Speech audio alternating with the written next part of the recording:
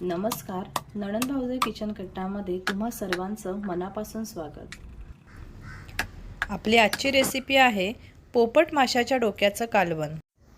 तुम्ही पाहू शकता किती मोठा हा पोपट मासा आहे। म्हणजे हा जो डोका आहे ना, त्या डोक्याचं आपण कालवण बनवणार आहोत। प्रथमतः तुम्हाला मी हा मासा कसा कापतात ना तो दाखवणार आहे। आपण जे खवलं आहे ते काढून घ्यायचे अशा प्रकारे।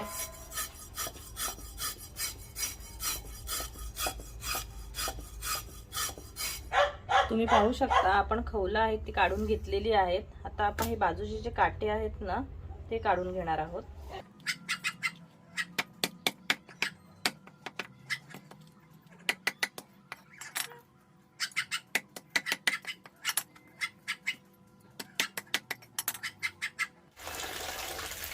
तुम्ही पाहू शकता आपण हा मासा आहे त्याची खवलं पण काढून घेतलेली आहेत आणि वरचे काटे असतात ना ते पण आपण काढून घेतलेले आहेत आणि हा मधला काटा असतो तो पण आपण काढून घेतलेला आहे। आता हा मासा आहे तो आपण कापून घेणार आहोत।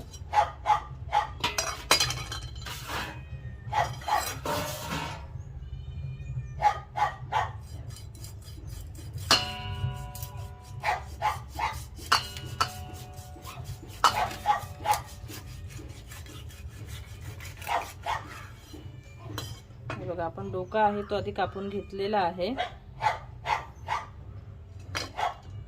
आता ही पोटातली घाण असते ती काढून घ्यायची आहे। तुम्ही बघू शकता याला काळजी आहे ती खूप मोठी आहे।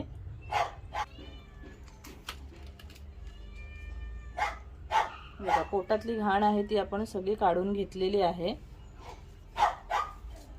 आता आपण डोका आहे तो कापून घेणार आहोत।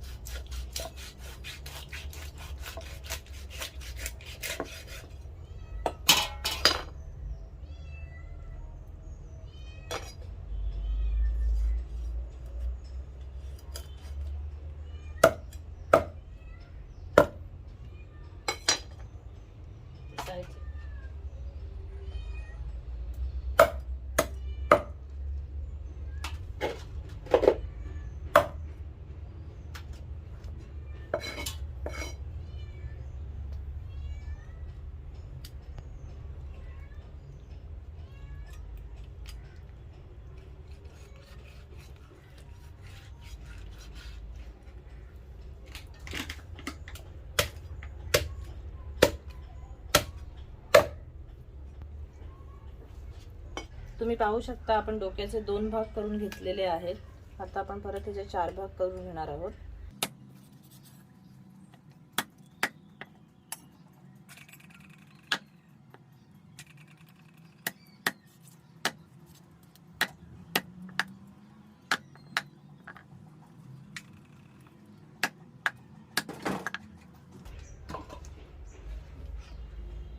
तुम्ही पाहू शकता आपण डोक्याचे असे तुकडे करून घेतलेले आहेत। ह्याचं आपण कालवण बनवणार आहोत। तुम्ही पाहू शकता मच्छी आहे ती मी स्वच्छ अशी धुवून घेतलेली आहे। पाहू शकता इथे डोक्याचा भाग आहे तो मी घेतलेला आहे आणि काही तुकड्या पण त्याच्यामध्ये मी टाकलेल्या आहेत।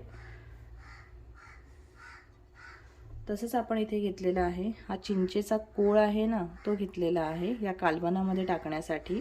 त्यानंतर ठेचलेलं लसूण घेतलेलं आहे। लसूण खूप घ्यायचं, टेस्ट खूप छान येते। त्याच्यानंतर तिखट, हळद, 2 मीडियम साईजची जी बटाटी आहेत ती अशा प्रकारे कापून घेतलेली आहेत आणि चवीपुरतं मीठ, तसंच तेल सुद्धा। चला तर मग आपण आता कृतीला सुरुवात करूया। प्रथमतः आपण ह्याच्यामध्ये लसूण टाकून घेणार आहोत। तुम्ही पाहू शकता खूप लसूण घेतलेला आहे। हा लसूण टाकून घेणार आहोत। आपल्याला फोडणी वगैरे द्यायची नाहीये, आपण डायरेक्टली कालवण बनवणार आहोत। म्हणजे सगळं मिक्स करायचं आधीच आणि नंतर फक्त गॅसवरती ठेवून देणार आहोत। त्यानंतर आपण ही 2 बटाटी घेतली ना मीडियम साईजची ती ह्याच्यात टाकून घेणार आहोत।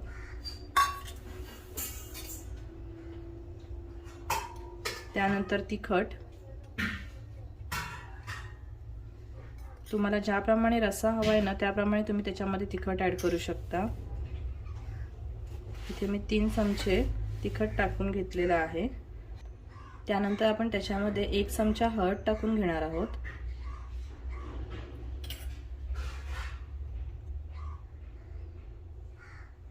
आता जो आपण चिंचेचा कोळ तयार करून घेतलेला आहे, म्हणजे चिंचेचं पाणी तयार केलेलं आहे, ते आपण याच्यामध्ये टाकून घेणार आहोत.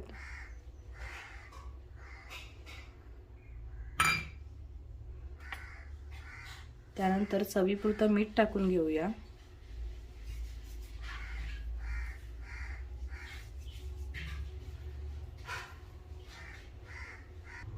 आणि तेल टाकून घेऊया.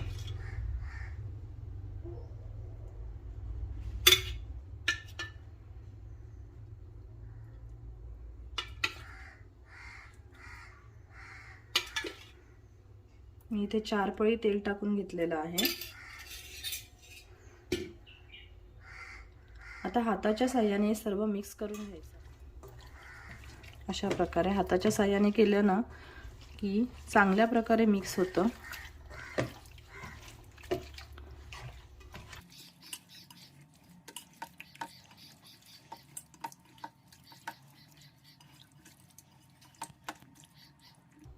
हे बघा, तुम्ही पाहू शकता आपण सर्व मिक्स करून घेतलेली आहे मच्छी. आता ह्याच्यामध्ये पाणी टाकून घेणार आहोत आणि गॅसवरती ठेवणार आहोत. आता आपण ह्याच्यामध्ये पाणी टाकून घेणार आहोत. तुम्हाला कितपत पाणी हवं आहे ना त्याप्रमाणे तुम्ही त्याच्यामध्ये पाणी ॲड करू शकता. पण बटाट शिजेल एवढं तरी पाणी तुम्ही त्याच्यामध्ये टाकलं पाहिजे, अगदी जास्त नको. आता पुन्हा एकदा पळीच्या साहाय्याने आपण मिक्स करून घेणार आहोत. कालवण आपण गॅसवरती ठेवून घेतलेला आहे. आता आपण गॅस ऑन करून घेऊया आणि झाकण ठेवून घेऊया. आणि हे कालवण बटाटा शिजेपर्यंत आपण शिजवून घेणार आहोत. आता आपण झाकण आहे ते काढून घेऊया. तुम्ही पाहू शकता आता आपल्या कालवणाला उकळी यायला सुरुवात झालेली आहे.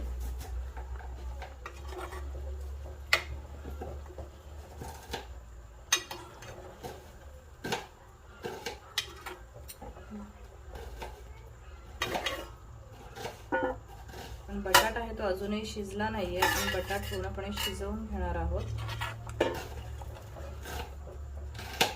आता पुन्हा आपण झाकण ठेवून ही मच्छी आहे ती शिजवून घेणार आहोत.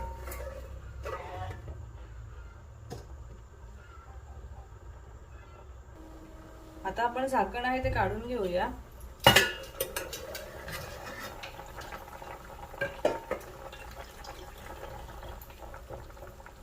आणि बटाटा आहे तो शिजलाय की नाही ते आपण आधी बघून घेऊया.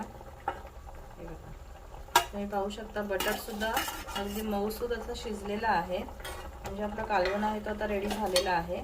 आता आपण त्याच्यामध्ये बारीक चिरून घेतलेली जी कोथिंबीर आहे ती टाकून घेणार आहोत.